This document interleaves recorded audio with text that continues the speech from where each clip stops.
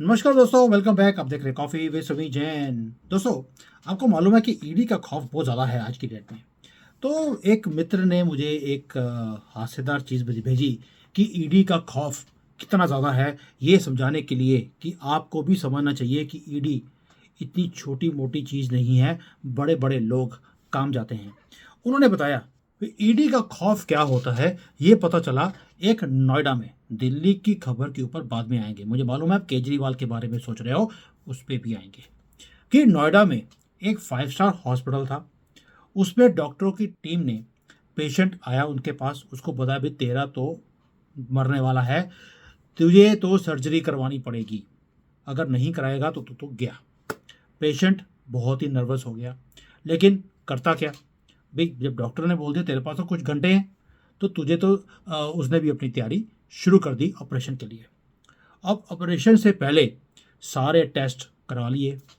Doctor जो थे, doctor की टीम ने बजट भी बता दिया कि तेरे तो 18 से लेके 20 लाख रुपए लगेंगे तुझे बचाने के लिए, जो कि पेशेंट और उसके परिवार वालों को बहुत ही ज़्यादा लगे।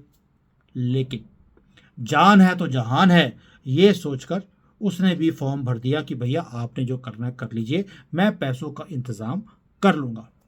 फॉर्म भरते भरते जो उसने लिखा कि आपका ऑक्यूपेशन क्या है, वहाँ पर जो कॉलम था उसको भरते हुए इतनी टेंशन में उसको समझ ही नहीं आया कि मैं क्या भरूं।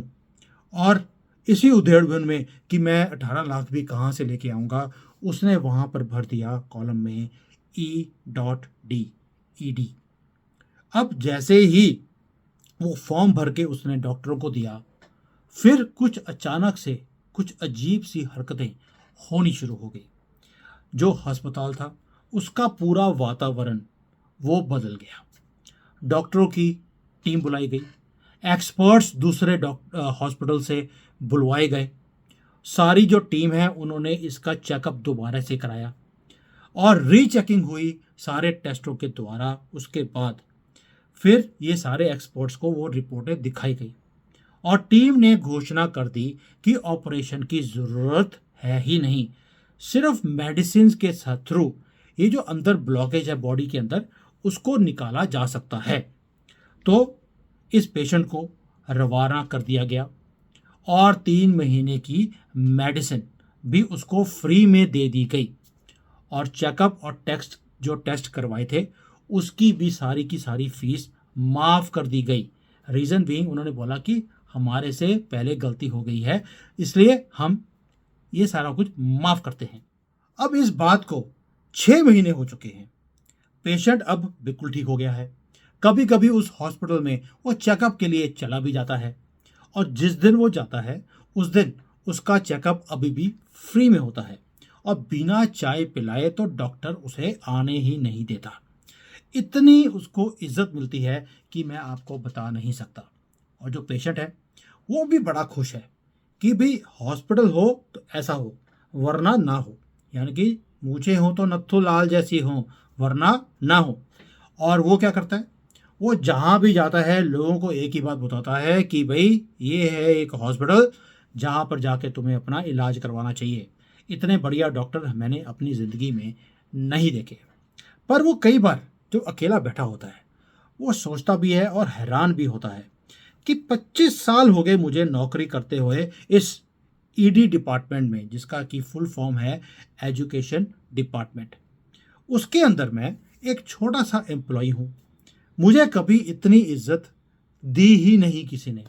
इतना सम्मान तो मेरे अपने परिवार वाले भी मेरा नहीं करते, जितना ये अस्पताल मेरे लिए करता है, मुझे सर पर बैठाकर रखता है। दोस्तों, ये है ईडी का खौफ। और हमारा ये नटवर लाल इसी ईडी के सामने जाता ही नहीं है। क्या बोलता है उनको, मैं थोड़ा व्यस्त हूँ, मैं अभी आ नहीं सकता। क्योंकि उसे मालूम है कि उसे संरक्षण मिल जाएगा ये करप्ट जजेस की तरफ से, और मिल भी गया। जब उसने वहाँ जाना था, उसने बोल दिया कि मैं तो आना चाहता था लेकिन क्या करता, मेरा तो ये पार्लियामेंट सेशन चल रहा है, मेरा विधानसभा का सेशन चल रहा है, जो कि कभी ख़त्म ही नहीं होता है और होगा भी नहीं। ये तो मार्च के फर्स्ट वीक तक जाएगा। और कोर्ट ने भी बोल दिया बेटा, तू तो इतना इंपॉर्टेंट है देश के लिए, कोई बात नहीं, कोर्ट तो खुली है, जब तेरा मन करेगा आ जाना, हमें कोई चिंता नहीं है। और ईडी को तो हम रोक के रखेंगे। एक तरफ तो ईडी का इतना ज़्यादा दबदबा है। मैं आपको एक और किस्सा सुनाता हूँ जो मेरी अपनी लाइफ के साथ हुआ था। एक बार मैं अपनी जो मेरे पेरेंट्स हैं, मेरी सिस्टर है, हम लोग शिमला घूमने गए थे।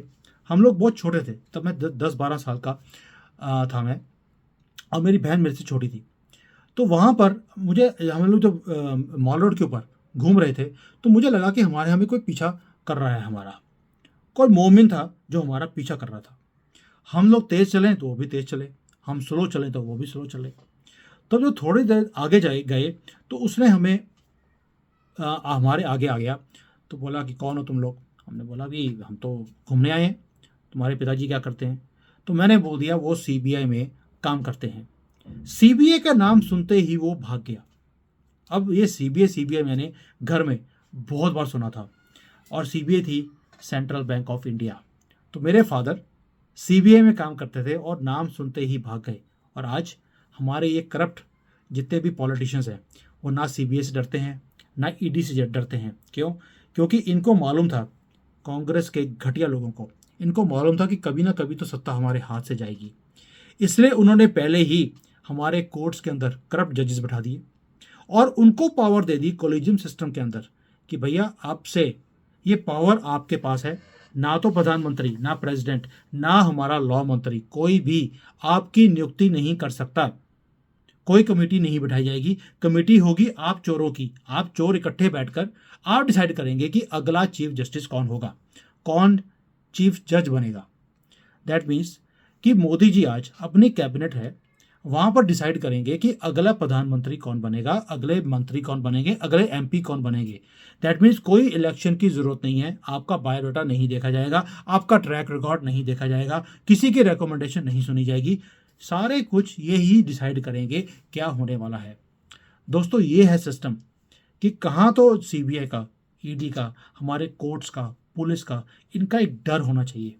लेकिन आज सिस्टम ऐसा बना दिया गया है हमारे देश का कि किसी की भी ना तो इज्जत है, ना कोर्ट्स की, ना ईडी की, ना सीबीआई की, ना पुलिस की, ना डॉक्टरों की, क्योंकि सब जगह पे गंद पड़ा हुआ है। और गंद किसने डाला है 75 सालों में, ये आपको भी मालूम है। चॉइस हमारे पास है कि हम क्या करें। हम अपनी वॉइस को रेज कर रहे हैं, जो मैं मुद्दे नहीं लेकर आ रहा हूँ। आपको लगता है कि हमारे पीछे लोग नहीं लगते होंगे? रोज़ कितनी गालियाँ पड़ती हैं, कितना लोग, ये जो सारा इतना इनका इकोसिस्टम है, इतना स्ट्रांग है इनका कि ये तो यूट्यूब पे हमारी वीडियोस को चलने भी नहीं देते। Can you imagine? इसके ऊपर स्ट्राइक्स लग जाती हैं, इसकी स्पीड को स्लो कर दिया जाता है कि आपने इन चोरों का पर्दाफाश कैसे कर दिया। इतना स्ट्रांग इनका इकोसिस्टम है, लेकिन हम भी रुकने वाले नहीं हैं। आप भी चीज़ों को स्प्रेड कीजिए, लोगों को जगाइए, तभी हम अपने देश को बचा सकते हैं। जय Hind, Vande Mataram. Hi there. If you liked the video, please don't forget to smash the like button, subscribe to our channel, and activate the bell icon so that you receive all notifications whenever we upload a new video. Thanks for watching.